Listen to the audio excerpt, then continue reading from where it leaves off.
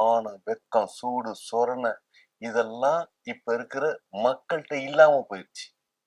அதனாலதான் அந்த கேட்டகரியில நீங்க இருக்கிறதுனாலதான் அதெல்லாம் இருந்தான்னு வச்சுக்கோங்க, உங்க தலைவர் இன்னைக்கு கட்சி ஆரம்பிச்சிருக்க மாட்டாரு, தலைவர் சொல்லிட்டு வந்து பேசியிருக்க மாட்டாரு. நான் தெரிஞ்சுக்குவேன். சரி, அதெல்லாம் விடுங்க. கடைசியா எனக்கு ஒரே ஒரு கிளியர் மட்டும் பண்ணிடுங்க. உங்க அன்னைக்கு நீங்க போஸ்டிங் கொடுக்கறதா இருக்கட்டும், பேனர்ல போஸ்டர்ல போட்டோ போடுறதா இருக்கட்டும், அவங்க இந்த தேர்தல்ல தாவேகா சார்பா எம்எல்ஏ கேண்டிடேட்டா இல்லையா, அது சொல்லுங்க. அது என்ன கொஸ்டின்? எம்எல்ஏவா நிக்கிறாங்களா? ஜெயிப்பாங்களா?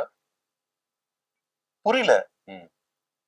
ஒரு விஷயம் இது வரைக்கும் இந்திய அரசியல் அமைப்பு சட்டத்திலே இல்லாத ஒரு விஷயம் நடக்கும். என்ன நடக்கும்? என்ன நடக்குமா? விஜய் திரிஷா ஓட ஓட துரத்தி அடித்தார். ஹலோ,